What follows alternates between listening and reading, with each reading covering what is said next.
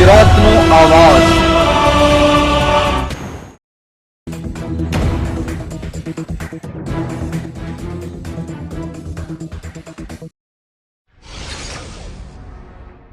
Bhalej Godhra railway line ઓવરબ્રિજનું કામ ચાલુ હોવાથી કોન્ટ્રાક્ટર દ્વારા બેરેક ડાયવર્ઝનના આપતા અકસ્માત થતા અલ્ટોકાર બ્રિજના ખાડામાં ખાબકી 2 લોકોને હોસ્પિટલમાં એડમિટ કરાયા। કોન્ટ્રાક્ટરની બેદરકારીથી અકસ્માત થયો હોવાની લોકમુખી ચર્ચાઓ। ભાલેજ ગોધરા રેલવે લાઇન ઉપર ઓવરબ્રિજની ધીમી ગતિએ બનતા લોકોને હાલાકી।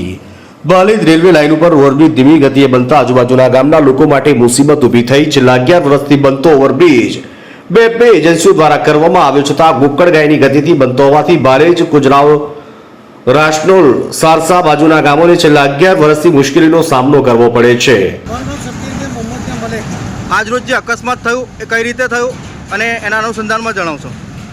જે આપણે ભાલેજમાં બ્રિજનું કામ ચાલુ છે છેલ્લા 2 વર્ષથી, હજુ એ કામનું કોઈ નિરાકરણ આવ્યું નથી અને આ લોકોએ સર્વિસ રોડ આપી દીધું છે, પણ સર્વિસ રોડ કોઈ કશા કામનું નથી, કેમ કે ડાયવર્ઝન આપ્યું છે, ડાયવર્ઝન આપવામાં આવેલું છે પણ એના જે જોડે ખાડો ખોદી નાખ્યો છે અને ડાયવર્ઝન આ બીજું કરી દીધું। બીજામાં કોઈ બોર્ડર મારી નથી, કોઈ સેફટી મારી નથી અને તે આજથી રાતે ગાડી જે ભાઈ કોઈ લઈને આવતો તો રાતે ગાડી પલટી મારી ગઈ છે અંદર, એમાં કંઈક 2-3 જણા વાગેલું છે। સારું છે કે કોઈ સ્કૂલ બસ ના પડી કે રિક્ષા ના પડી તો અત્યારે શું હાલત થાત। તો કોન્ટ્રાક્ટરને ઘણીવાર લેખિત મૌખિક પર રજૂઆત કરેલી છે અમે, બીજા કે પીડબ્લ્યુડી સાહેબને પણ અમે રજૂઆત કરેલી છે, જિલ્લા કલેક્ટરને રજૂઆત કરી છે, ભાલેજ પોલીસને અમે રજૂઆત કરી છે, એનું કોઈ નિરાકરણ હજુ સુધી આવ્યો નથી।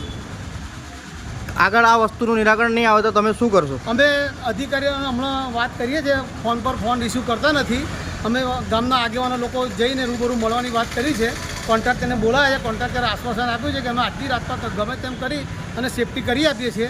તો કોન્ટ્રાક્ટરને અમે એવું કહ્યું કે તમે કોની રાહ જોતા હતા? અત્યારે કોઈ મરી જાય એની રાહ જોવો છો તમે? આટલા વર્ષથી તમે 2 વર્ષથી કામ લઈને બેઠા છો, ખાડો ખોદી નાખ્યો છે, એક સિંગલ રોડ પર ડબલ ટ્રાફિક ડાયવર્ટ કરી દીધું છે આ લોકોએ અને જે બાજુમાં સર્વિસ રોડને મેટાલિક નાખ્યું છે ત્યાં ડમ્મર રોડ કરવાનું કહ્યું છે। છેલ્લા 1.5 મહિનાથી ડમ્મર રોડ કર્યો જ નથી એમણે અને એટલી બધી માટી ઉડે છે કે ના પૂછો, સામેથી સાધન આવે, બાઇક આવે, કશું દેખાય નહીં। ભાલેજમાં બી ટ્રાફિકનો પ્રશ્ન છે, તેના અનુસંધાનમાં બી તમે વાત કરી હશે। અમે ઘણીવાર પોલીસ સ્ટેશને, કલેક્ટર ઓફિસે, પીડબ્લ્યુડીને, ઘણા મામલતદાર ઓફિસે જઈને આવ્યા છે, લેખિતમાં મૌખિકમાં ઘણું અમે ઘણીવાર રજૂઆત કરી છે પણ હજુ કોઈ નિરાકરણ નથી। ગામમાં એટલું બધું ટ્રાફિક છે કે ના પૂછો વાત, રોજના રોજ ઝઘડા થાય છે।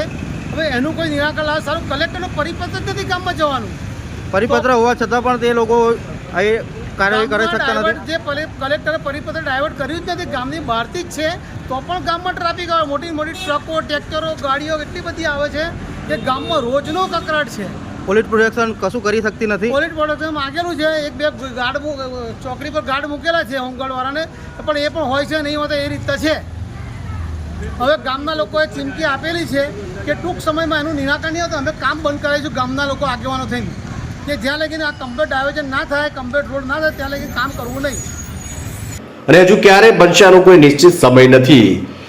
અગાઉ આ ઓવરબ્રિજ બનતો હોવાથી વાહનો ભાલેજ ગામથી પસાર થતા હોવાથી લોકોને ખૂબ હાલાકી પડતી હોવાથી વહાપો થયો હતો। આ બધી સમસ્યાનો અંત ત્યારે જ આવે કે આ ઓવરબ્રિજ ખૂબ જલ્દી બનાવી આમ જનતા માટે ખુલ્લો મૂકવામાં આવે તેવી આ વિસ્તારના લોકો માંગણી કરી રહ્યા છે। આણંદથી બસર મલિકનો રિપોર્ટ।